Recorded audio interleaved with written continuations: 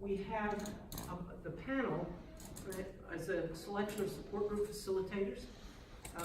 We have Nick Manouche and Marissa Rogozinski, who facilitate support groups here in the Spokane area. I'm going to start at the other end. We have Bethany Davis, who facilitates a support group in Ellensburg. We have Heidi Hill in the Tri-City area. No, I'm not currently supporting a group, but Has done support group facilitation, is also on the TBI Council, as is Nick, and as is Jeff Hartson. Jeff Hartson is facilitator for 2 groups over in Western Washington. I always want to say Eastern. I'm from New York, okay, and I lived, like, anything past me was the ocean. And so everything was west, right? Now I'm standing here and pretty much everything to the left is ocean and everything's east of me. So if I get it confused, you'll have to forgive me. I'm just a stupid New Yorker. No. As for myself, my name's Gloria. Most of you know me. I'm the executive director for the Brain Energy Support Team. We provide education, peer support, and advocacy for individuals with brain injury and their family. The reason that I was asked to be here has nothing to do with any of that, other than we administer a contract with the Department of Social and Human Services here in Washington to provide support and education for support groups across the state. And just a little bit about support group history over the last 10 years. When we started, we had 15 support groups across the state. And we currently have about 60. We had, a couple of years ago, we had as high as 73, 72 support groups. The support groups provide peer support for about 2,500 people a month. Christmas time, it'll go up to almost 5,000, all right? Holidays are really not just a special time, but a critical time for a lot of folks that feel isolated. So with that, I don't know if we want to do a little other than the introduction that I did, or if we would like to open it up to the floor. Do you want to talk a little bit about your support group? Yeah. Okay. Yeah. Anybody can speak other than me, okay? Because I'll have the whole floor, and you don't want that. All right. So why don't we start? I'm going to put Bethany on the spot. You want to talk a little bit about your support group? And do you need a microphone? I'm if anyone can't hear me, just let me know. And otherwise, I will get louder. My background is I'm a speech language pathologist. I practiced for over 20 years in private practice and worked in probably every setting imaginable in acquired brain injury. I am also a certified brain injury specialist, and part of the reason why I'm here is to keep those credits going as well and to be a part of this group. I have 2 different support groups that I facilitated. One is called Brain Strong Rehab, and we have a history of about 13 years going. And everyone in the group has some form of acquired brain injury. We do have a couple of folks with Parkinson's and some other neurological issues. And then I also have another group called the Aphasia Group, and that group is primarily for individuals that have difficulty communicating. Most of them have had a stroke or a brain injury that has impacted the left hemisphere of their brain. So it makes it difficult for them to be able to express words. Some of them are nonverbal. So the format of that group is a little bit different because it's to help support them in being able to communicate in a very safe environment where they feel like they have a voice. My passion is in brain injury rehab. So part of the reason I started my support groups is in working in outpatient therapy. When people get to that point, there's not a lot of support beyond that. And I had all these patients I was working with that when I got done with insurance and they said no more, it was like there's nothing out there beyond that. So that was my driving force in starting the groups I run. And I work with area associations in Ellensburg in Central Washington. One nice part of that is I'm also on the board for Gallery 1, which is a visual arts center, and we do a lot of art classes at the gallery, which gives people the experience of coming in and doing some type of art or therapy in a really relaxed environment where they can be with people that they relate to. And that's been fun to see that kind of interaction happening. That's kind of my background in a nutshell. Absolutely. And you want to share a little bit? Yes. About the groups you've done and stuff? Yeah, so I have my own healthcare advocacy business right now. prior to that, I worked at Catholic Neurological Resource Center in the Tri-Cities, and they have multiple support groups. And I was the leader of many of those groups, one of which was traumatic brain injury. The actual current support group leader for that is also in the audience, Dawn Kinsey. So Dawn, jump in anytime that you feel like it. The group there, it's a nonprofit, and they provide education and support to people with neurological disorders. So there's a lending library. There's also, it's housed now within a health complex where there's physical and speech therapists and occupational therapies and all kinds of things. So it meets monthly, the support group, and I often can't make it usually because I'm at the council. It's the same day as things go like that. So, but it's been an ongoing group. Gosh, I believe it's been going on over 15 years, if not close to 20. So it's been a very long time group. It's on you, sir. Oh, okay. And I'm Jeff Carson, and I'm a brain injury survivor. I got my brain injury back in 2003. I was in corrections for 20 years, and I was assaulted by an inmate. And so I had to be medically retired because I was not able to do my job there anymore, which is fine. And so when I got out, there was just, didn't have a support group, didn't have any resources to go to, and I had a lot of anger issues and this frustration, a lot of what normal TBI survivors are going through today. 2010, I started with BEST, just following what they were doing at their support groups and becoming part of it, and really learning a lot about my brain injury. Went through a long struggle from 2003 to 2010 to try to get my life back together again. It just wasn't happening, but getting involved with a support group and being around other people like myself with a brain injury was very instrumental in being able to finally be around people that I could talk to, that I could relate to, that would relate to me, and there was a bondage, right? We bonded quite well.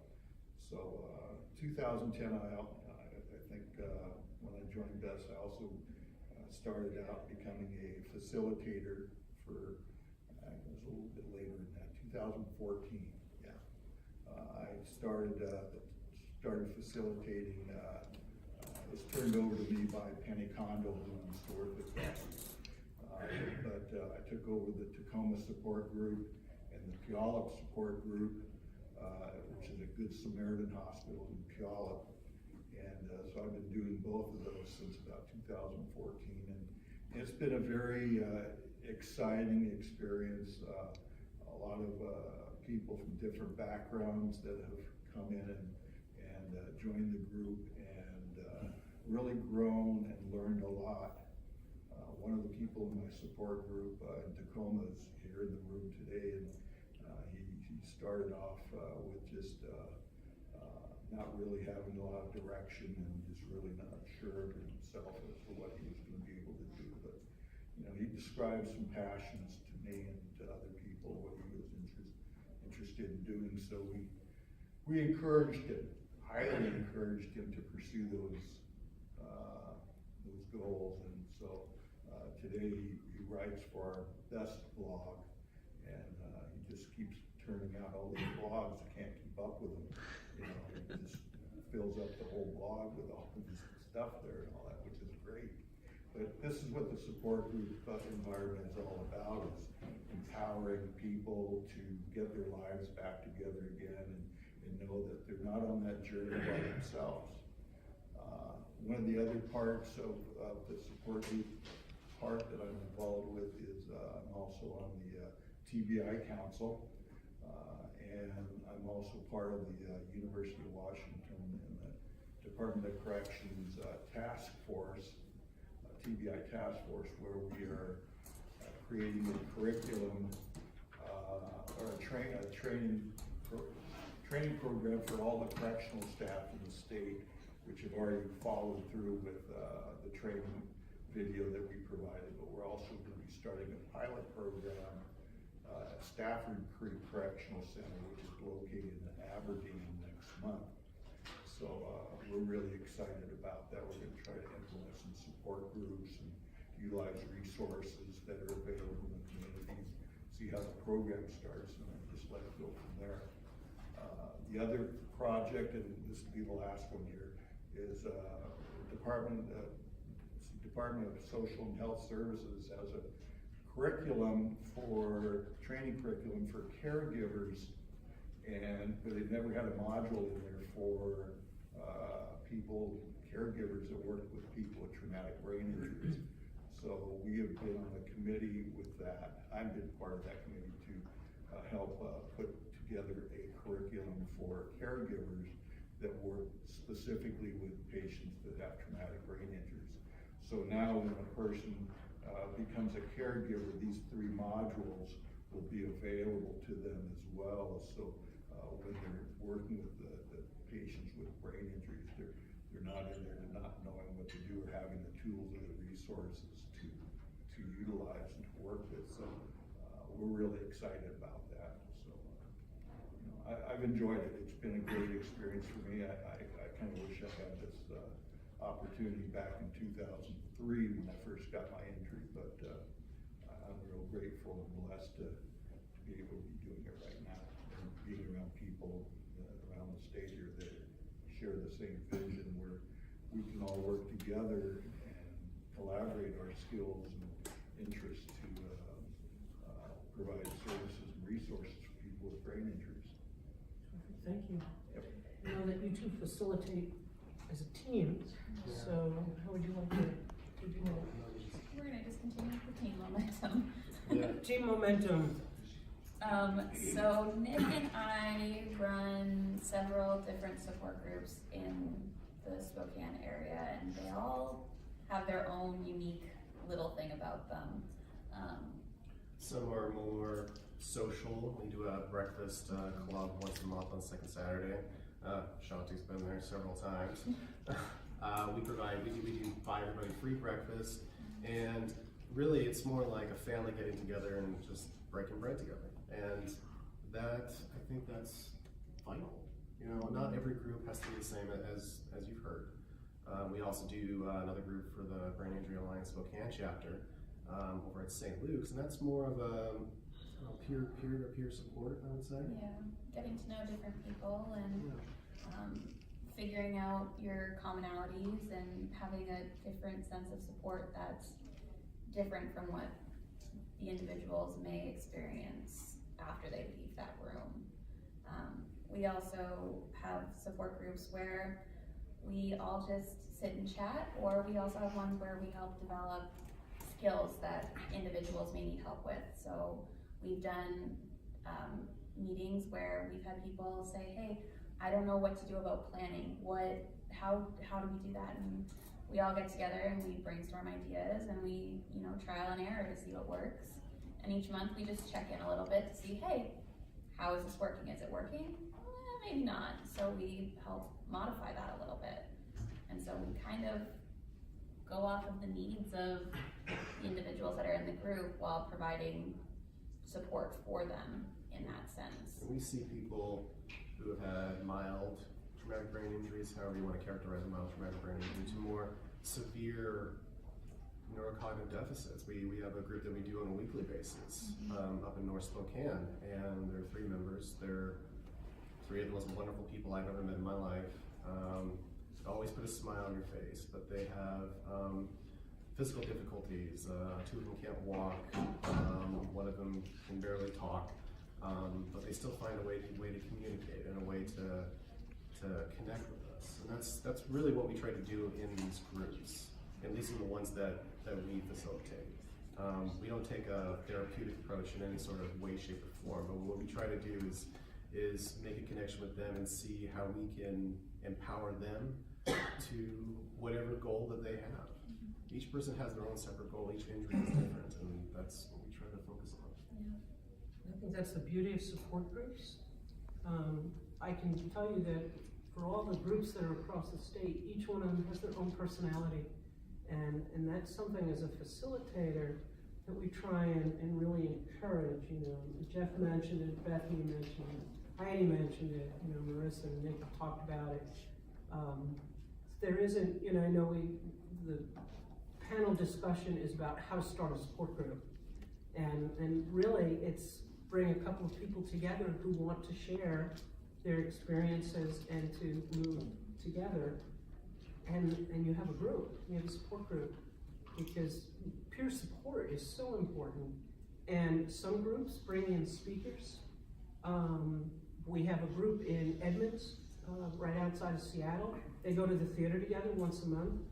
I can't tell you, you know, how empowering it is for a group of people who enjoy things, activities like going to the theater, you know, whether it's movies or live theater, which this particular group does, to do that with others that understand or share the same challenges that you have, and then in a safe environment, be able to do arts activities, to, you know, have a Christmas party, go to the theater, do things, take a class together.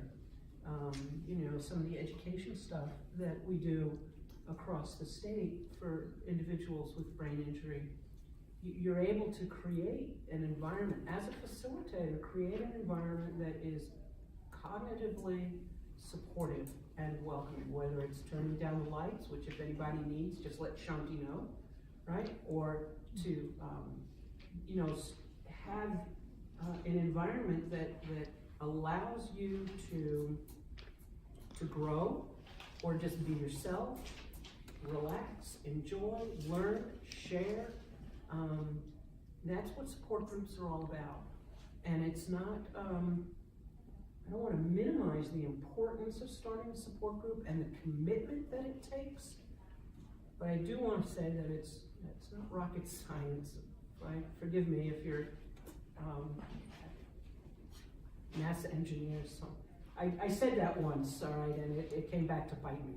It was a different set of circumstances, but the point is that it's not extraordinarily difficult. There are a series of steps that if you're going to start a group, or you are taking over a group, or you know, you're in a group and you're going to take over, or you've been doing a group for a long time. I think that the common refrain that I've heard is that it's based on the needs of the group. What do the people that are coming together really want, you know?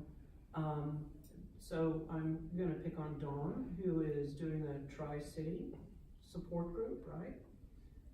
When you took over that group, was there anything that was particularly challenging about it, or that, I mean, what kind of group do you have?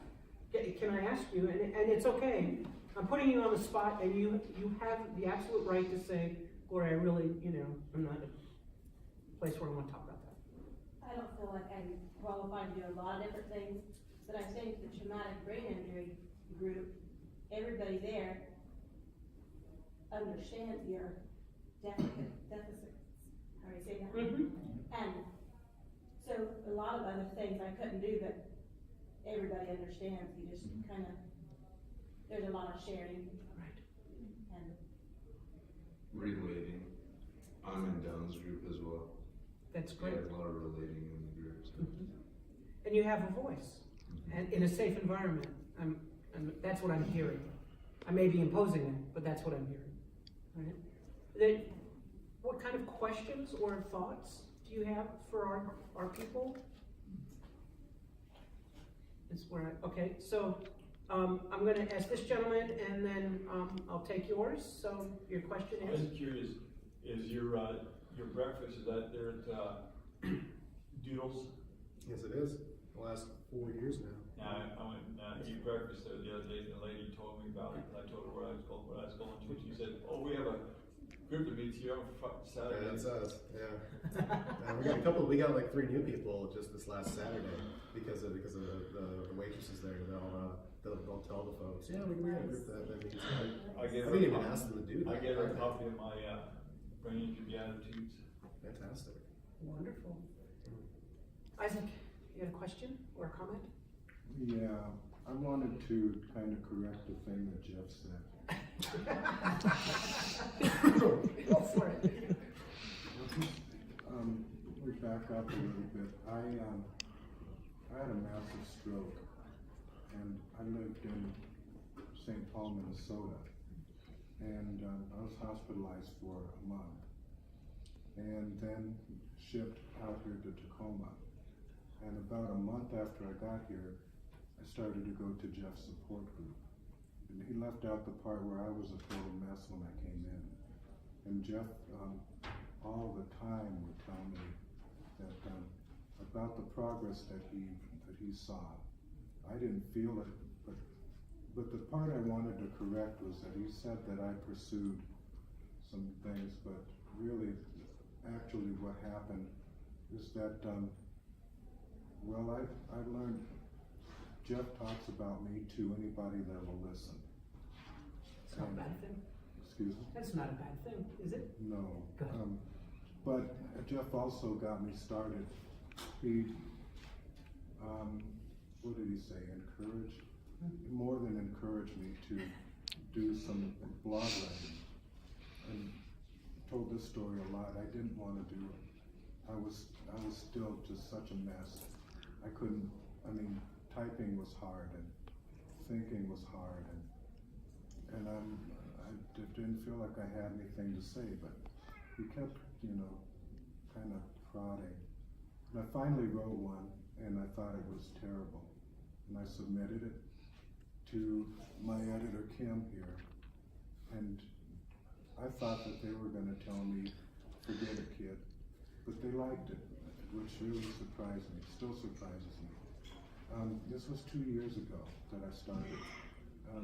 Jeff has been real super encouraging, but I've gotten some things going, a lot because of Jeff. The TBI council that he mentioned that he's on, I'm not on that council, but I've done legislative outreach work with them. Help get some bills passed. And then there's a thing called Service Experience Team, that's a DSHS thing.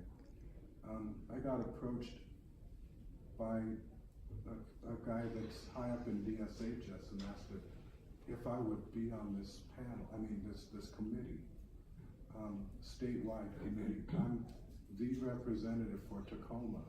It's great. Yeah, and there's talks in the works about me having a book published, and these are the kinds of things that come out of support groups that, that are so important, because if we can engage people around their interests, it builds self-confidence, right?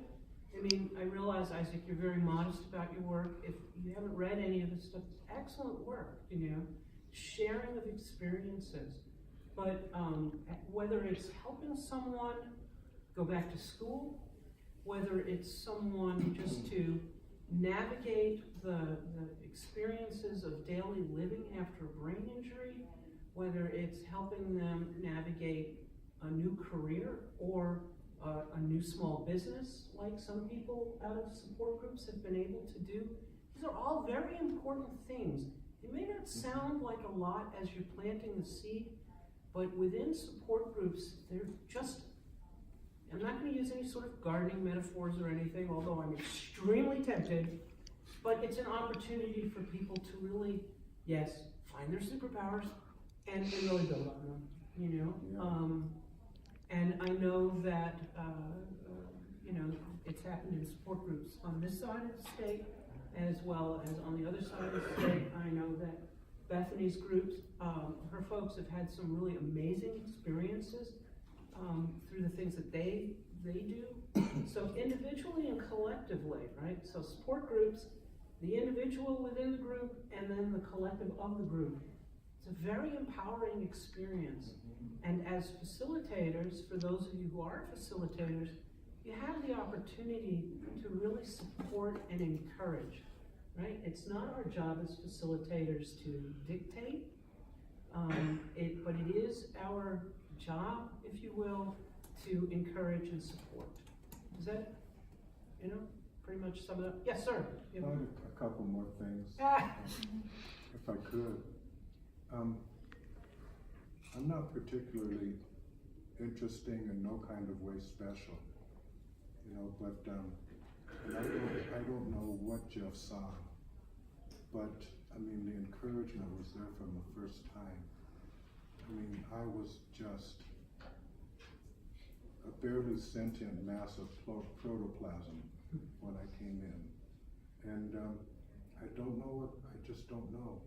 But things started to happen, and it turned out that I have a friend here that I went to college with when I lived in Wyoming. And she's been here 15 years, and before very long, I have more friends here than she does.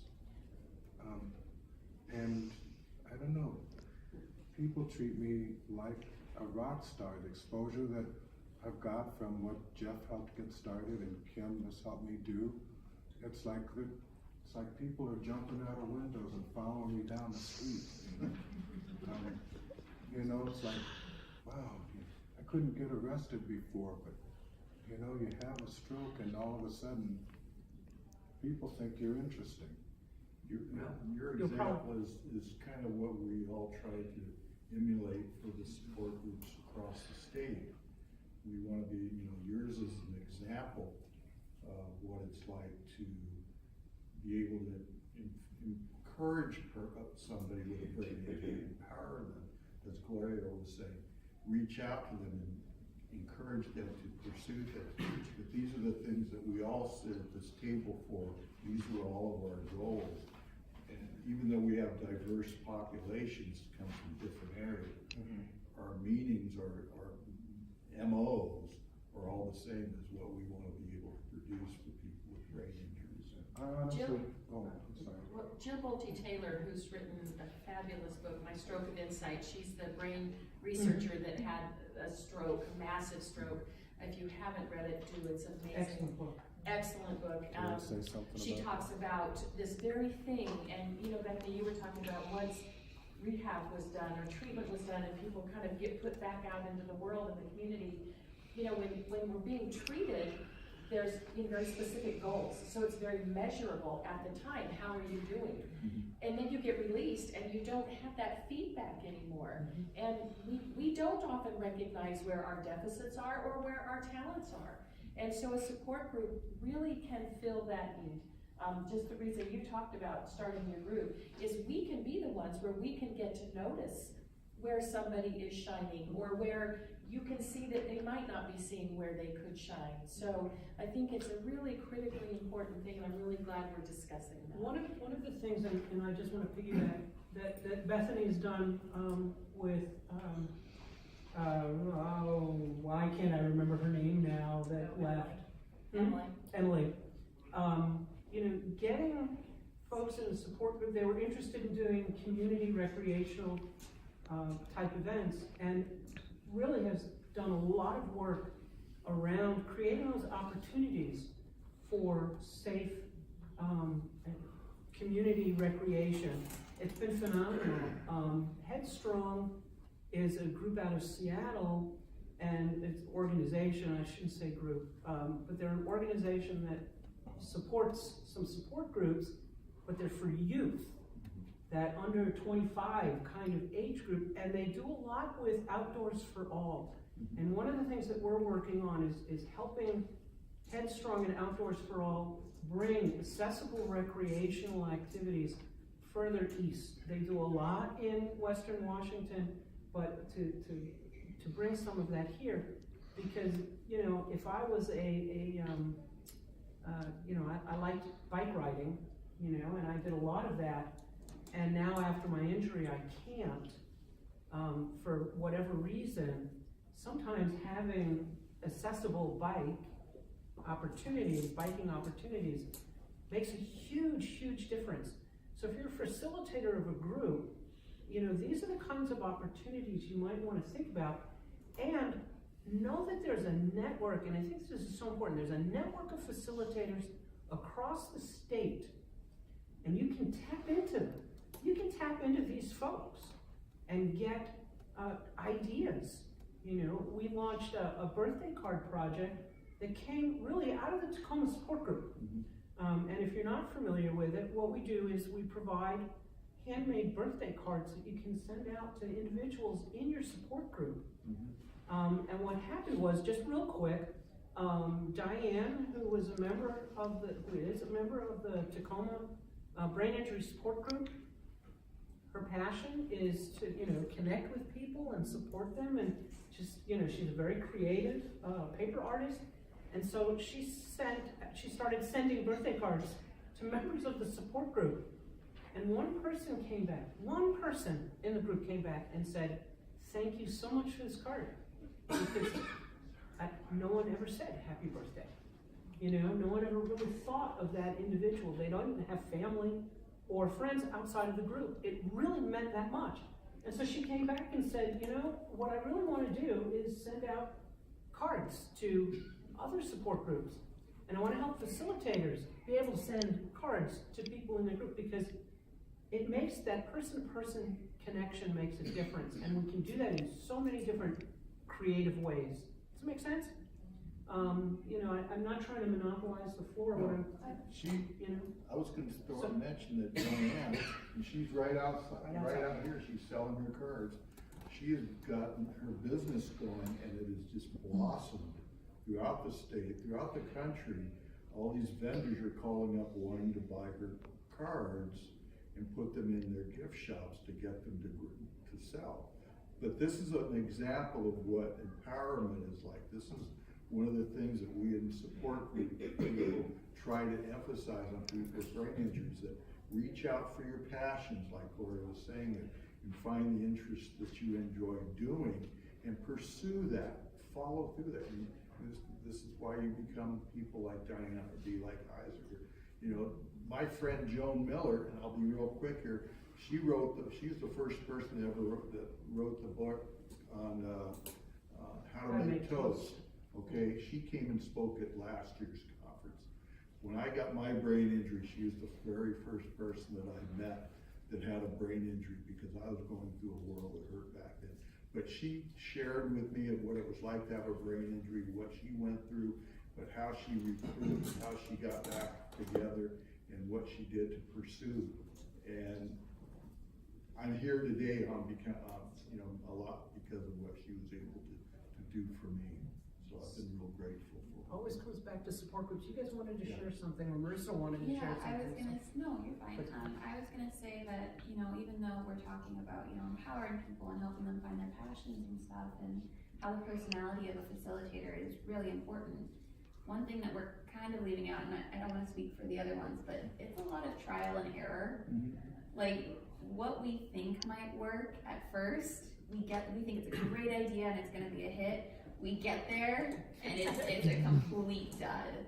And so the stuff that we thought was what the group needed or wanted or what they were gonna do wasn't actually what it is. I know Nick and I have encountered that a couple times, where we started with something and we were going and we had to figure something else out. And so we've talked about networks, and that's been part of where we get some of our inspiration, is finding the networks within the support group community. Because if you're running into a situation where you're like, I'm trying this, and I feel like I'm still not connecting, I'm still not meeting the needs of the group, it's where we are able to talk to each other and be like, hey, so what's working, or hear what they're doing. And once you figured out that trial and error, then it makes the support group a lot easier to run. It's not gonna, you know, fix everything, but it makes it easier for everyone to connect and feel like it's a safe place and what they want from that group. Yes. I got hurt last June. One of the first things I found out as I was walking and talking and all that was I'm an artist, and I tried doing art. And of course my sister says, oh, it's beautiful. Because one, they're not artists and they can't see all the mistakes. But I found I could do the perspective. And I was so frustrated I kept trying. My sister says, well, it looks like a mad bunny. Well, okay, it was a rat, so no, I mean. And so I thought, well, I'll do something I've never done before, so I took watercolor classes. And, I wasn't great or successful, because I still wanted to be precise in watercolor, it doesn't lend itself. But I also wire wrap. And I tried that again. My sister bought a pennant from me, and she wanted, or a stone, I do that here. She wanted me to wire wrap it. And I'm like, oh, I haven't done that for a while. I cut it apart, walked away, cut it apart, tried. And I finally had to get on YouTube and start from basic wire wrapping, and I absolutely relearned everything, because it was totally gone. And, I read something yesterday that said, practice makes perfect. And then in the next paragraph, it says, no, practice doesn't make perfect. Perfect practice makes perfect. And so it took me hours and hours to do one pendant. And it was not so pretty. And I kept working on it, and now I actually, because I was more concerned about the quality, have really surpassed where I started. And so, another thing, making pillowcases, because I got a lot of fabric that I got from a death in the family. And I thought, well, I know I'll never quilt with it. I can't quilt again, that's not something that I can do.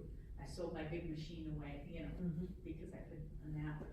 And so I decided, well, I can make pillowcases and donate them. And so my sister came over and she taught me how to do it. She knew how, she's the same person. She knew how to do it where they would accept it when you donate it. And I'm now at about 27 pillowcases, and I ripped apart a few and cut apart a few. But I can do those without having to refer to the originals now. So it's just perseverance and looking it over, and now I can do that. So I'm getting small successes. And I got on my horse for the first time the other day, and that was terrifying. And my husband says, well, are you gonna be able to ride and, go on a ride? Why are you signing up for clinics? And it's like, I don't know if I'll ever ride in the woods again. I don't know if I'll ever do that. But he didn't understand that.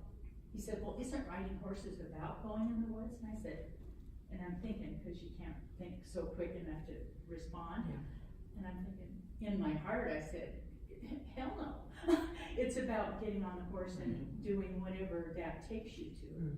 And so I had to learn how to say that to him. Are you part of a support group? No, I was gonna ask you guys, I've gotten all the runaround that you get when you hurt yourself. And there's no integration. It's an L&I claim. I was hurt at work. So you have to remain L, and you can't show any progress. Or they say, well, you can be able to hand a pamphlet out or whatever. They demean what you do. But I asked my doctor last week, I said, can you refer me to support groups? And he's pretty new at this himself. And he says, well, there are some that St. Luke's has, plus they run a conference twice a year. And so I got home and I Googled it, and this conference, so I was last Thursday. So it's the first interaction I've had even to ask about support groups. I just had people, you've got so many little pieces of this web that aren't connecting, and nobody knows. So it is a challenge. And we've been working very hard to integrate, not integrate so much, but to be able to help connect the dots across the state on what resources are available. There are new resources that come up all the time.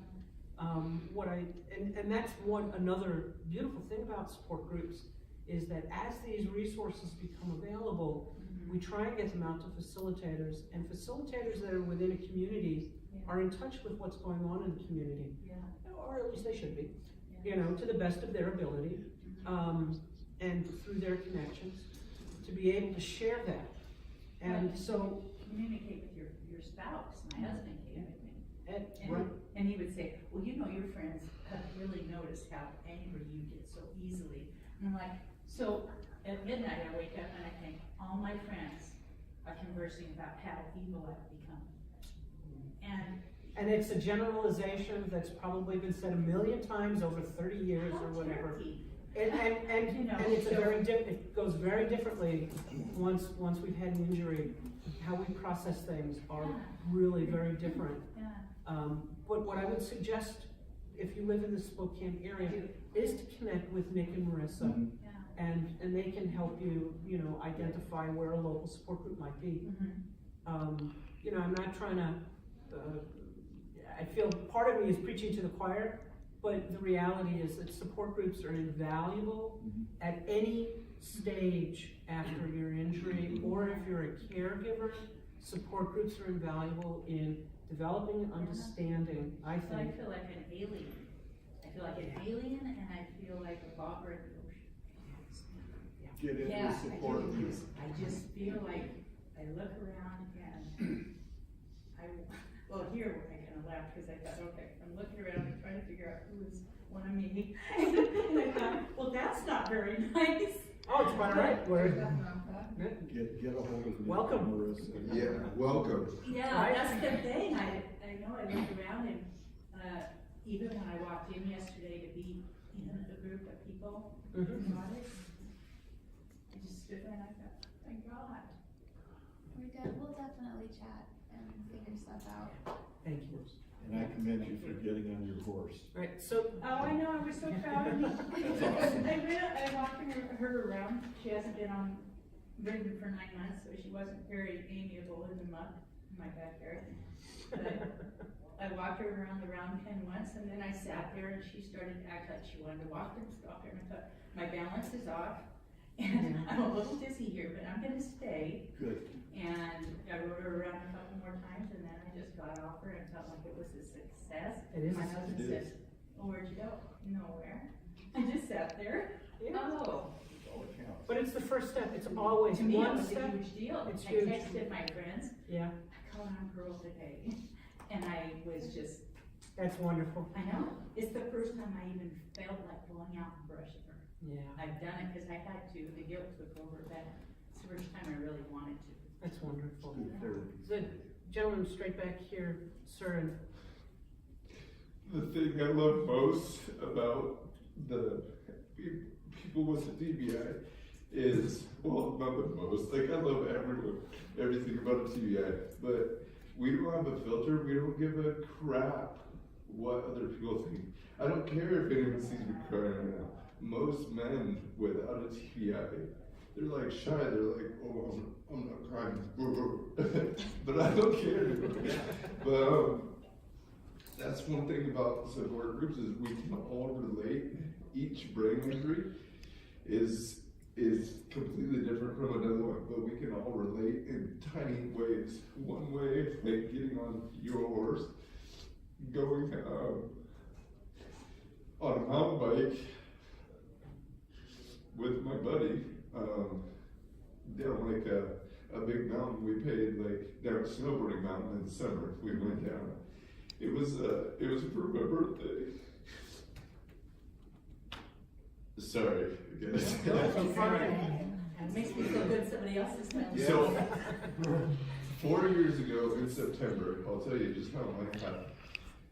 I was pulled off of my skateboard while riding down the road, and I was ended up in a coma for 10 days after being in a craniotomy. And they didn't think I was going to survive. The last 3 people in the hospital there, the doctors said didn't make it. So there was a lot. I've said to myself, like, I was never really an emotional person before, but like, so many people in the community reached out when I had the injury, and there were probably a lot of tears shed. Like, I feel those tears going through me, like, today, and probably the rest of my life, but I have a 4-year-old daughter now, and she's, like, really amazing, but she's been a blessing. When you have the brain injury, when I was in the coma, I feel like I was reborn. And so, I'm in the same body, but I still know how to do those same things that we used to know how to do, like the horseback riding, riding bikes, riding skateboard, all that stuff. but getting on it and doing it is a feeling like no other. Jeff has, is the lady Joan, that's your superhero? Yeah. So Kevin Pierce, he started, Yes. he had a brain injury in 2009 maybe. He was a snowboarder, he had a craniotomy, stuff like that. He came to my Tri-Cities just 9 months or so after, maybe a year after I got out of my coma and stuff. We went out to dinner, just he and I, like I picked him up, he hopped in my 96 RAV4, and like we drove to dinner, and like it was just crazy talking with ex-gamer, like this crazy guy, he went against Sean White, stuff like this. I'm a part of this whole Love Your Brain yoga thing, but that community itself, Love Your Brain, is a traumatic brain injury yoga whole thing. And each group that I have, the Washington State Traumatic Brain Injury Convention is a support group for me. Home is like, but like all these groups, being able to connect and hear all these things is what helps. The waitresses talking back and forth and telling other people about the groups that you guys have, that is what is needed, word of mouth. Like, because people don't, this is an invisible injury that we're all living with. How hard is it to see invisible? Like, pretty damn hard. So, like, it helps by letting other people know, not like, hey, you need to treat this person different. Just let them know you have a brain injury and things are gonna be different. You're not gonna be the old you, the normal or whatever. And how do all you guys get paid for doing this, or do you just do it out of the goodness of your heart?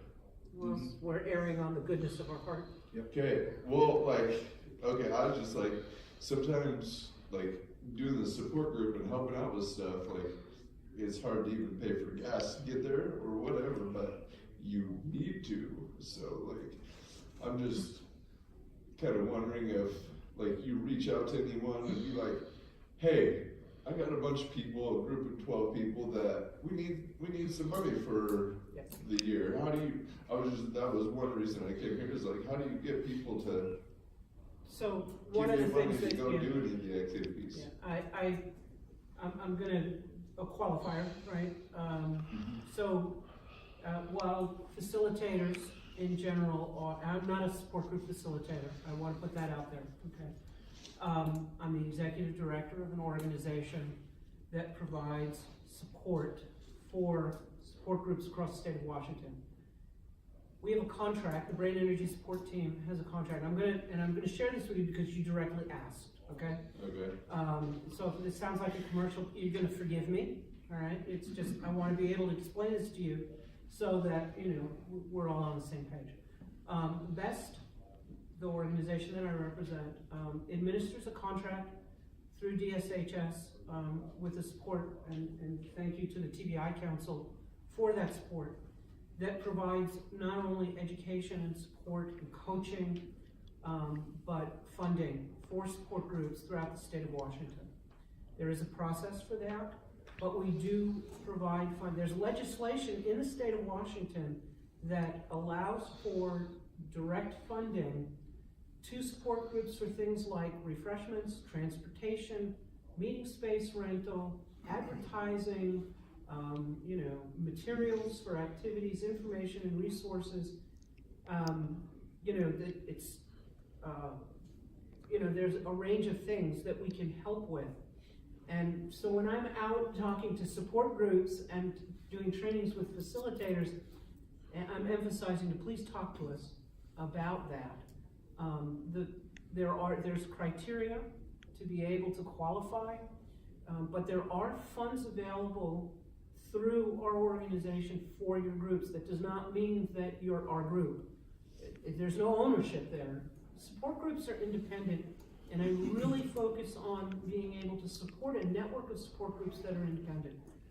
And I share that because sometimes people, whether they're caregivers or individuals or professionals, it doesn't matter, but sometimes people are a little concerned that if you're getting money, what do I have to for it. And I'm gonna tell you that the criteria is really very simple, and that the groups are independent. We want to support the independence of groups across the state because, as we said right from the start, groups have their own personality. They're addressing the needs of a group of individuals, whether it's 3 or 5 or 50 people. And some of our groups have over 50 people that attend. And, you know, kudos to those facilitators, but they have their own personality, they have their own needs. The long and short of it is, you're in the group with Dawn, right? And Heidi's well aware. There's funding available to help defer the costs. Our facilitators are volunteers, and I say our in the state of Washington, not in a possessive sense. Facilitators do this because they're committed to the empowerment and to what is best for this community, the brain injury community. And we want to support that. So yes, there are funds available. It would be very helpful, we just started in Port Angeles, it would be very helpful if you had some sort of document that lists what you can offer. We do. To share with our group. We do. I'm going to say.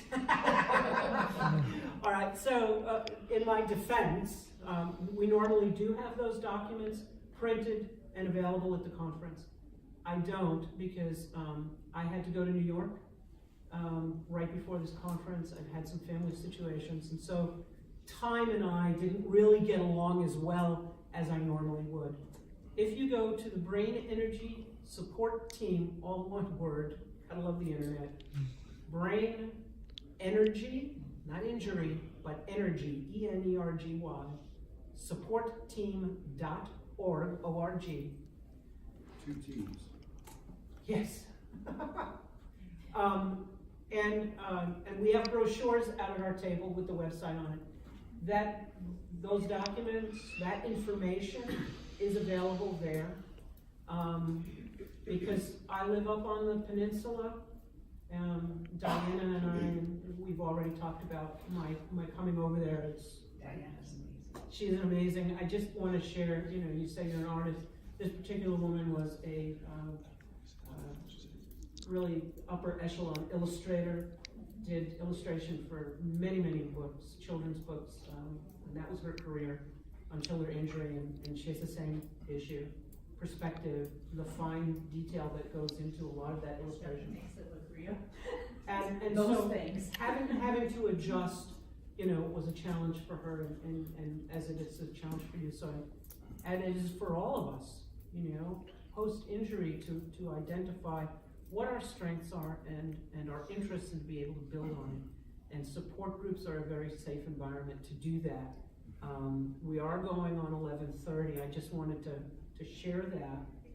If there was anything else that our panel. Can I add what we did Please. last year? Absolutely. So one of the things that I partnered with a physical therapist to start and expand what we're able to do in our support groups, and we partnered with BEST for the last 3 years to do fundraising. And with that backing and having BEST as a nonprofit, we were able to go to our community and have raised, for sure, over $10,000 by going to businesses and saying, here's what we're doing. Jump on, sponsor. They get the ability to get the word out about what they're doing. They get their business name on our shirts, but then they give us money that we can then fund and do so much more. And I couldn't do that without BEST. They've been a great partner in being able to do that, and that's given us the funds to do a lot more outreach than what I could before. Yeah. And so you're in charge, or who does that going out and about?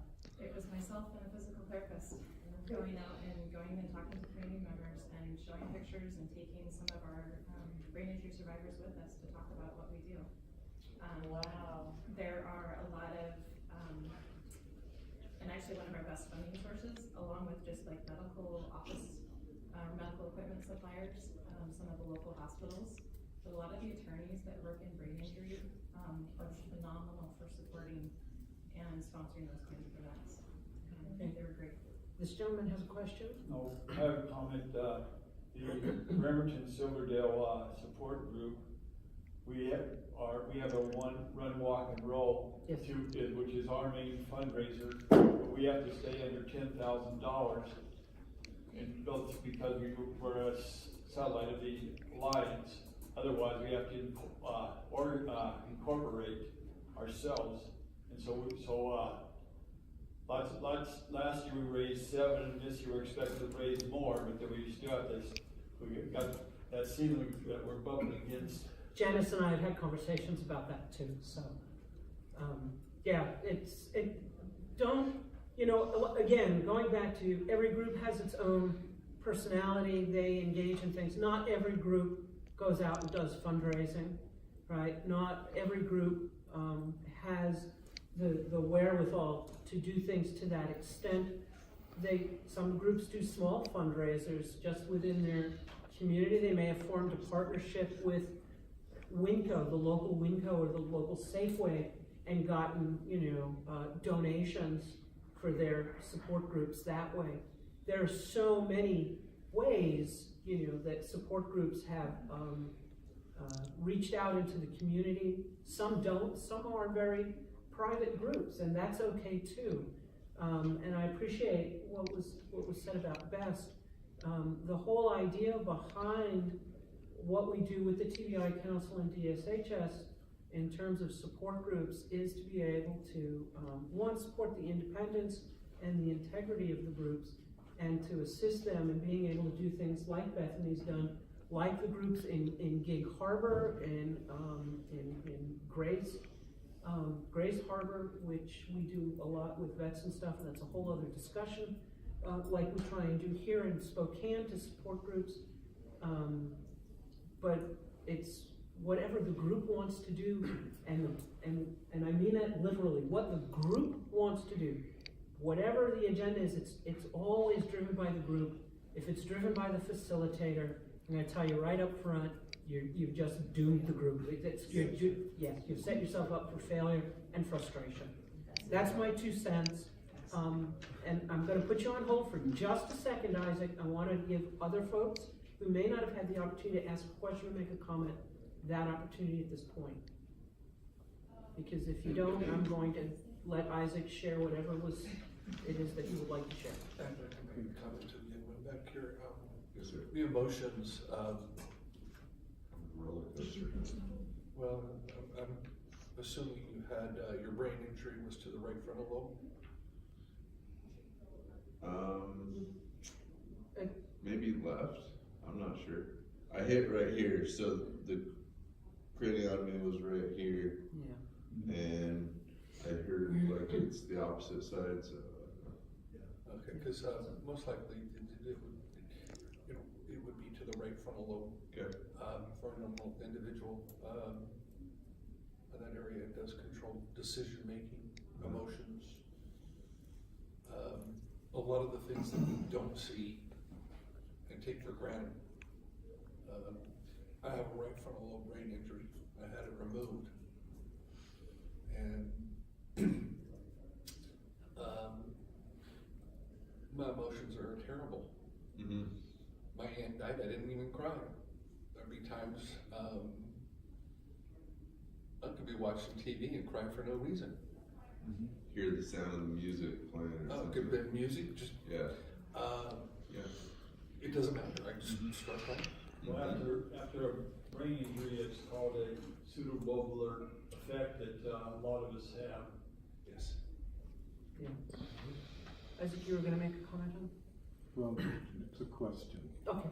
Okay, unless I miss my guess, all or most of you had somebody after a brain injury that believed in you and supported you and encouraged you.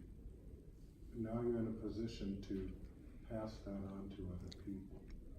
And I hope somebody up there would want to say anything about that opportunity. You want to start at that end?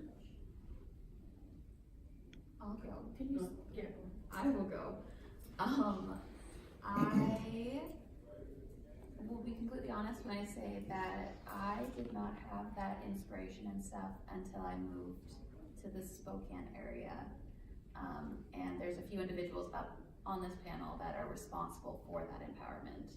And I know they won't admit it, but they were, and it enlightened me to what was out there, to that brain injury community.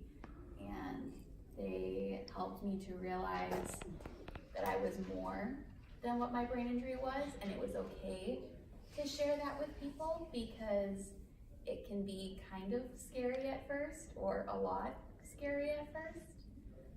And so that's part of the reason that I actually am a facilitator, is because I want to help people from where I was to realize that it's okay. And so even past the support group facilitator stuff, I've been able to achieve way more than I ever thought I would. But I've also learned to kind of just be okay with things being okay. How does Acceptance. that make you feel? Good. It's a challenge at times, but like we've all kind of mentioned, emotions can be hard, and so that's something that the emotions always change when I'm asked questions like that. But it's empowering, and that's something that all of us as support group facilitators, like we've mentioned, that's something that in some way, shape, or form we've been able to, I don't want to use the word harness, but it's probably the best way to explain it, is we've harnessed a way to find our own empowerment that we can help put it on to someone else, or help them develop their own empowerment, their own passion. And that's actually and from my own experience, that's something that's really great about being a support group facilitator, is we're able to do that. It's this culture of reciprocity. I don't know if you're, that idea of give and take. I give, you take, you give, I take. There's that culture of reciprocity that we see in support groups. I was actually, that's part of it, but I was actually interested in, like, passing on the blessing. Do you think accepting your brain injury is like when you're able to pass that gavel off or whatever? Like, you know you have it, you come to how you are and you like where you are or whatever.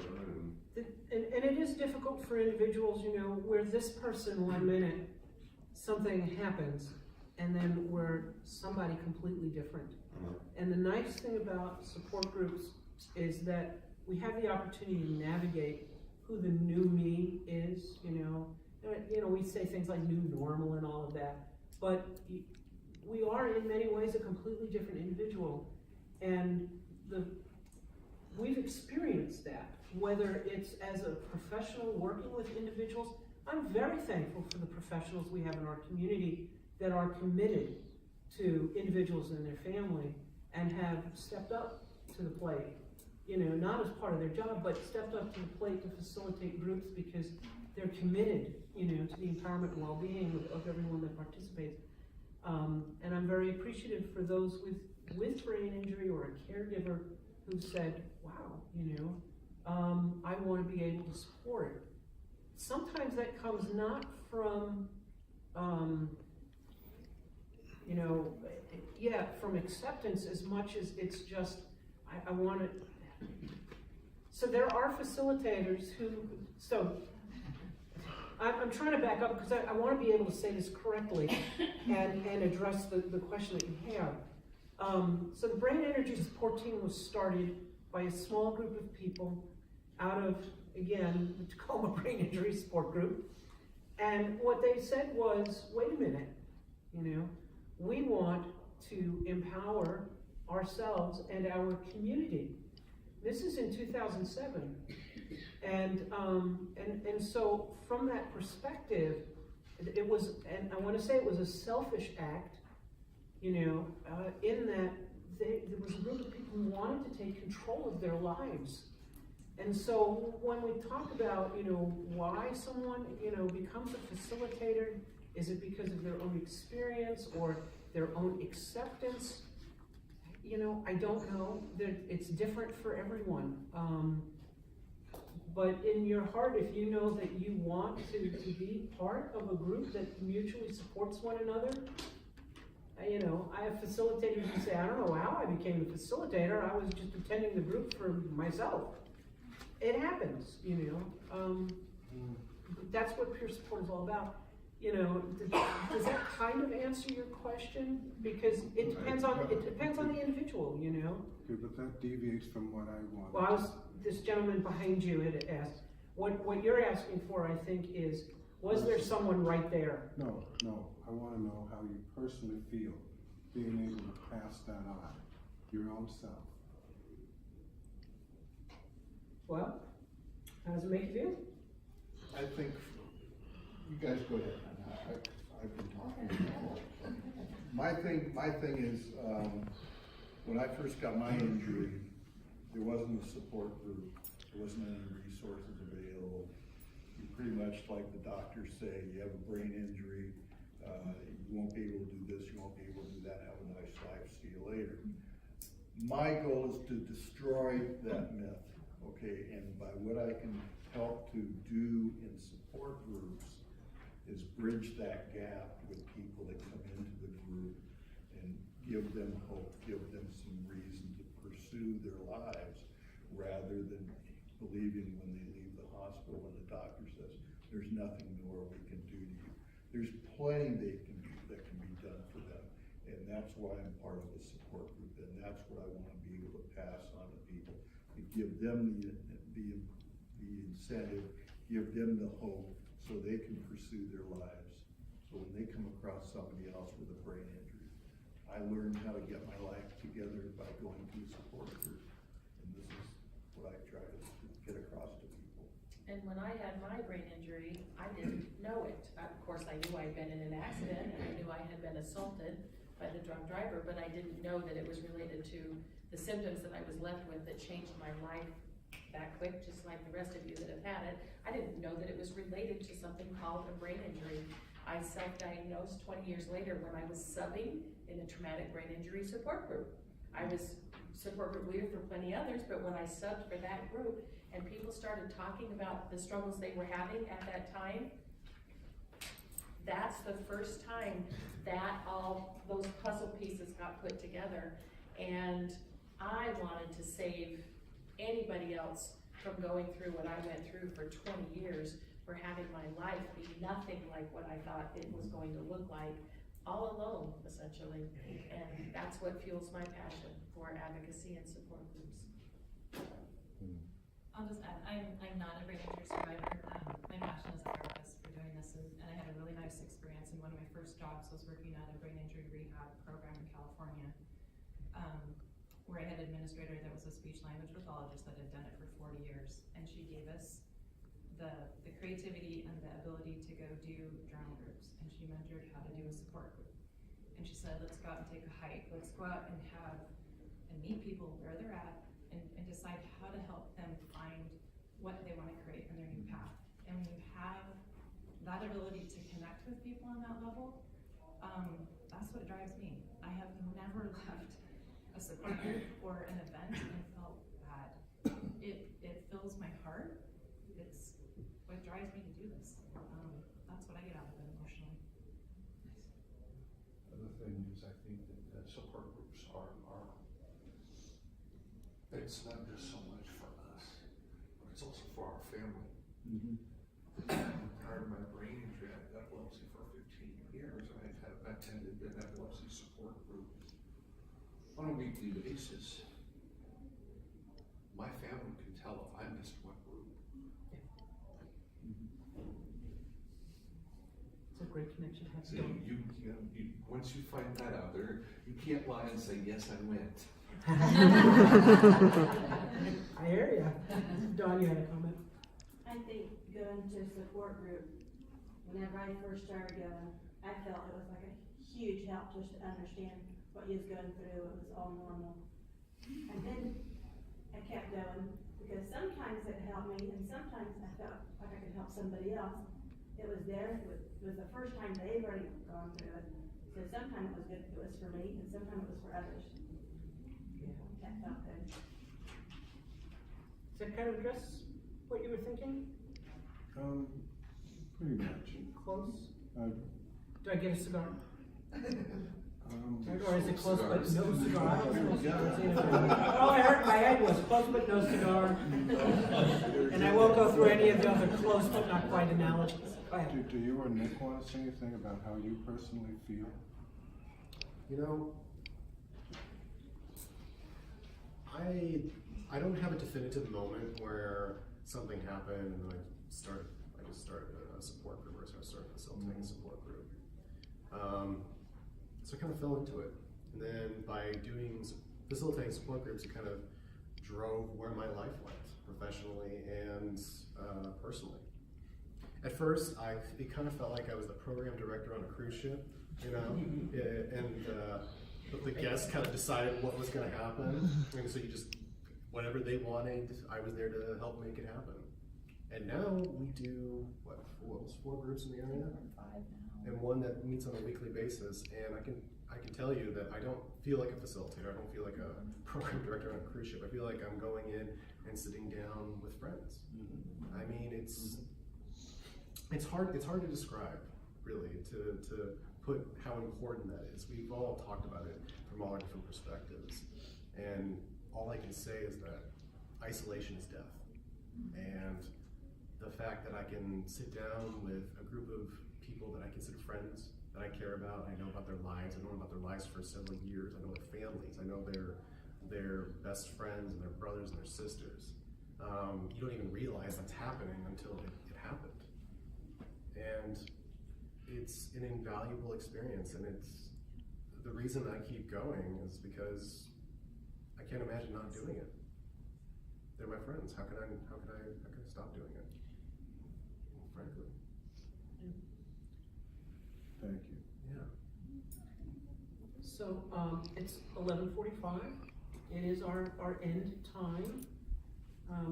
I would ask, and I hope this isn't abrupt, but I would ask that you fill out the presentation evaluations, and Shanti will take them from you in the back.